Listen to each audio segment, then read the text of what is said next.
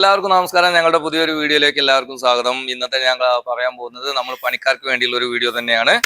അപ്പോൾ നമ്മൾ സൈറ്റിലേക്ക് പോകുമ്പോൾ അവിടെ നമ്മൾ പ്ലൈവുഡ് കട്ടറിന് വെച്ച് കട്ട് ചെയ്യാൻ നമുക്കൊരു പ്രത്യേക മട്ടം ഉണ്ടല്ലോ.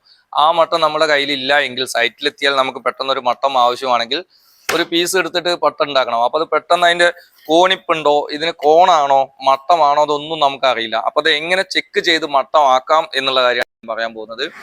അപ്പോൾ ഇതുപോലെ തന്നെ നിങ്ങൾക്ക് ഇനിയിപ്പോൾ വേറൊരു സ്ഥലത്ത് ഒരു പീസ് കിട്ടിയിട്ട് അത് കോണിപ്പൊന്നും ഇല്ലാത്തൊരു കറക്റ്റ് പീസാണോ എന്നറിയാൻ കൂടി നിങ്ങൾക്ക് ഈ ഒരു വീഡിയോ ഉപകാരപ്പെടും. ഇതിപ്പോൾ നമ്മൾക്ക് മട്ട ഉണ്ടാക്കുന്ന രീതിയാണ് ഞാൻ കാണിച്ചു തരുന്നത്.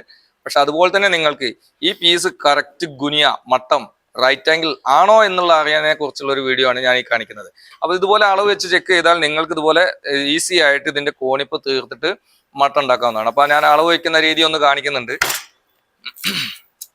എടുക്കുക.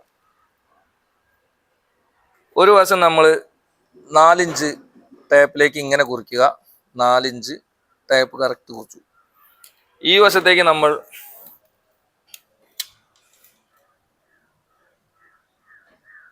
3 ഇഞ്ചാണ് കുറിച്ചിട്ടുള്ളത്. ഈ വശത്തേക്ക് നമ്മൾ 3 ഇഞ്ചാണ് കുറിച്ചിട്ടുള്ളത്. ഈ വശത്തേക്ക് 4. അപ്പോൾ 3, 4, 5 എന്നുള്ളൊരു കണക്ക് നിങ്ങൾക്ക് ഓർമ്മ ഉണ്ടാവണം. ഈ 3, 4, 5 ഒരു വശത്തേക്ക് നമ്മൾ 3 കുറിച്ചു, ഒരു വശത്തേക്ക് നമ്മൾ 4 കുറിച്ചു. ഇത് കോണോട് കോൺ നോക്കിയാൽ നമ്മൾക്ക് 5 കിട്ടേണ്ടത്. ഇത് കറക്റ്റ് 5 എങ്കിൽ നമ്മൾക്ക് ഇവിടെ ഈ പീസിന് കോണിപ്പൊന്നുമില്ല, കറക്റ്റ് റൈറ്റ് ആംഗിൾ ആണ് എന്നുള്ളത് കണക്കാക്കാം.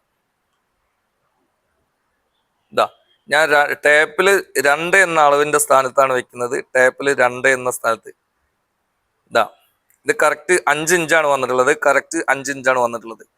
അതുകൊണ്ട് തന്നെ നിങ്ങൾക്ക് മനസ്സിലാക്കാം ഇതിൽ കോണിപ്പൊന്നുമില്ല, കറക്റ്റ് കോണാണ്, മട്ടമാണ് ഈ പീസ് എന്നുള്ളത്. ഇനി കുറച്ച് വലിയ പീസാണെന്നുണ്ടെങ്കിൽ നമ്മളിപ്പോൾ ഇവിടെ വെച്ചിട്ടുള്ള 3, 4, 5 എന്നുള്ള കണക്കാണ്. അത് നമ്മൾക്ക് 30, 40, 50 എന്ന് ആക്കാം. 30 സെന്റി ആക്കാം, 30 ഇഞ്ച് ആക്കാം. ആ സ്ഥലം അല്ലെങ്കിൽ ആ പീസ് അത് എത്രത്തോളം വലുതാണോ അതിനനുസരിച്ച് നമുക്ക് ഈ സംഖ്യകളും വലുതാക്കാം. അതൊരു ചെറിയ പീസ് ആയതുകൊണ്ടാണ് ഞാൻ ഇതിലേക്ക് 3, 4, 5 എന്നുള്ള കണക്ക് വെച്ചിട്ടുള്ളത്. 3, 4, 5. അത് നമ്മൾക്ക് വലിയൊരു പീസ് ആണെന്നുണ്ടെങ്കിൽ അവിടെ നമുക്ക് സംഖ്യയും വലുതാക്കി കൊടുക്കാം. 30 സെന്റിമീറ്റർ ആക്കാം, അല്ലെങ്കിൽ 30 ഇഞ്ചാക്കാം.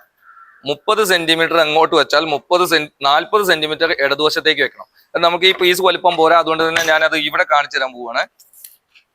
ഇതാ ഇവിടെ ഞാൻ കറക്റ്റ് 30 സെന്റിമീറ്റർ ആണ് മാർക്ക് ചെയ്യുന്നത്. 30 സെന്റിമീറ്റർ. ഇവിടേക്ക് നമ്മൾ മാർക്ക് ചെയ്യേണ്ടത് 40 സെന്റിമീറ്റർ.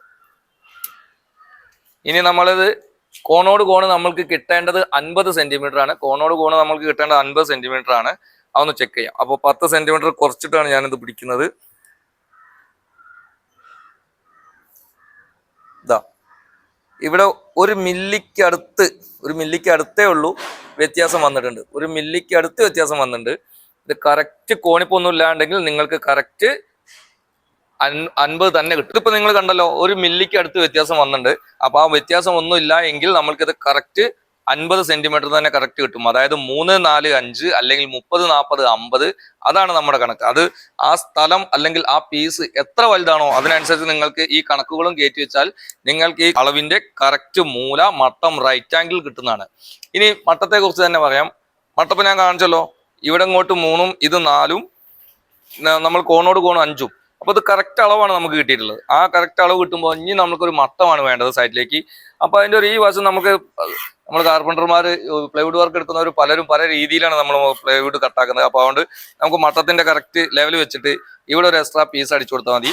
അപ്പൊ നമുക്ക് നിങ്ങളുടെ ഈ കോണോട് കോണ് കട്ട് ചെയ്തിട്ട് ഇതിങ്ങനെ ഒരു ഷേപ്പ് ആക്കി മാറ്റിയാൽ നമുക്ക് സൈറ്റിൽ പുതിയൊരു മട്ട ഉണ്ടാക്കിയിട്ട് ആ മറന്നു വെച്ച മട്ടത്തെ മറന്നുകൊണ്ട് തന്നെ നമുക്ക് പുതിയ മട്ടം കൊണ്ട് പണി തുടങ്ങാവുന്നതാണ്. അപ്പോൾ ഓക്കെ, താങ്ക് യു.